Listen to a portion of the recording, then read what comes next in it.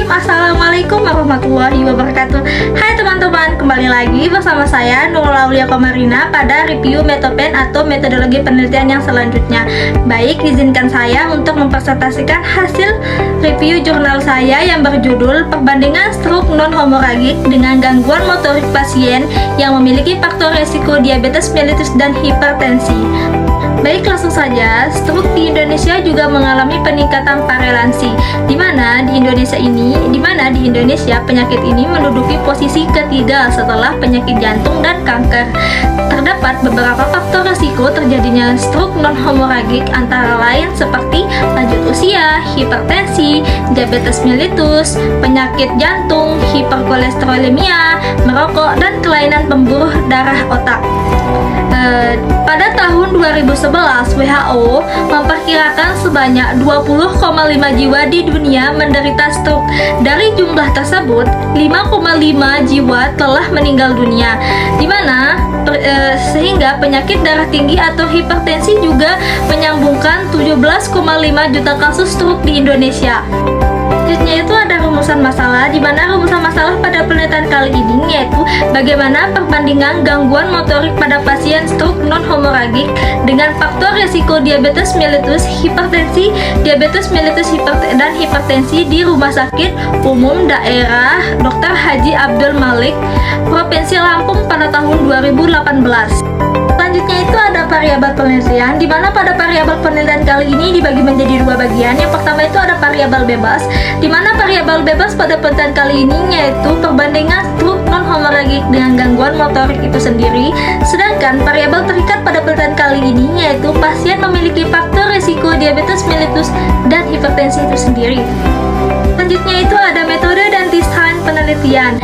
Yang pertama itu ada metode penelitian, di mana metode penelitian kali ini yaitu menggunakan metode kuantitatif atau secara survei. Yang kedua itu ada desain penelitian, di mana desain penelitian kali ini yaitu menggunakan desain kuantitatif, di mana kuantitatif itu sendiri penelitian ilmiah yang sistematis terhadap bagian-bagian dan fenomena-fenomena serta hubungannya.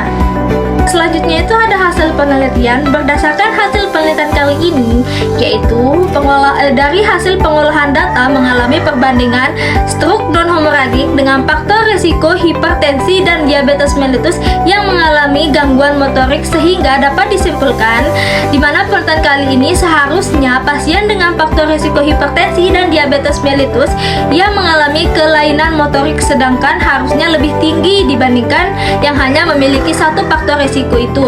Hal ini disebabkan oleh beberapa faktor, diantaranya seperti pengambilan sampel yang tidak melihat onset serangan pasien. Hal tersebut dimaksudkan pada onset akut biasanya dikenal dengan hiperglikemia reaktif. Sedangkan berdasarkan analisis yang diketahui bahwa hasil analisis perbandingan gangguan motorik penyakit stroke non-hemoragik dengan penyumbatan terbanyak pada gangguan motorik sedang, yaitu berjumlah sampai dengan 2-3 atau 27 pasien dengan nilai 90%, sehingga memperoleh hasil uji statistik stroke non-hemoragik gunakan uji Kolmogorov-Smirnov Z dengan nilai yang signifikan adalah 0,00. Karena nilai P sama dengan 0,00 lebih besar dibandingkan dengan nilai A yang berjumlah 0,05,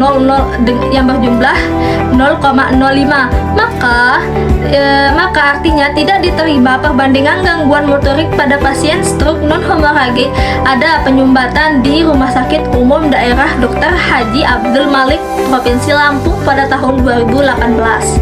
Selanjutnya itu ada kesimpulan. Berdasarkan analisis, maka dapat diambil kesimpulan sebagai berikut. Yang pertama itu dari hasil penelitian ini didapatkan gangguan motorik pada pasien stroke non-hemoragik dengan faktor risiko hipertensi dan diabetes mellitus lebih lebih banyak dengan gangguan motorik yang sedang, dikarenakan yang memiliki faktor risiko hipertensi atau diabetes mellitus saja. Yang kedua itu ada distribusi frekuensi stroke non-hemoragik dengan gangguan motorik terbanyak penyumbatan dengan gangguan motorik sedang sebanyak 27 pasien dengan nilai 90,0%. Yang ketiga itu ada distribusi frekuensi stroke non-hemoragik pada pasien hipertensi dengan gangguan motorik sedang sebanyak 25 pasien atau 92,6%. Yang keempat itu ada distribusi frekuensi stroke non-hemoragik pada pasien diabetes mellitus dengan gangguan motorik sedang sebanyak 22 pasien atau 81,5%. Yang terakhir itu ada distribusi frekuensi stroke non-hemoragik pada pasien hipertensi dan diabetes mellitus dengan gangguan motorik sedang sebanyak 20 pasien atau 74,1%. Di mana hipertensi dan diabetes mellitus ini dengan gangguan motorik pada pasien stroke non-hemoragik mendapatkan perhatian bagi tenaga medis untuk selalu mengandalkan faktor risiko seperti hipertensi, diabetes mellitus itu sendiri. Selanjutnya itu ada gap atau kesenjangan pada penelitian kali ini, yaitu kurangnya penjabaran atau penjelasan terkait faktor risiko pada hipertensi, diabetes mellitus, dan upaya apa yang dilakukan oleh pasien agar terhindar dari serangan stroke itu sendiri.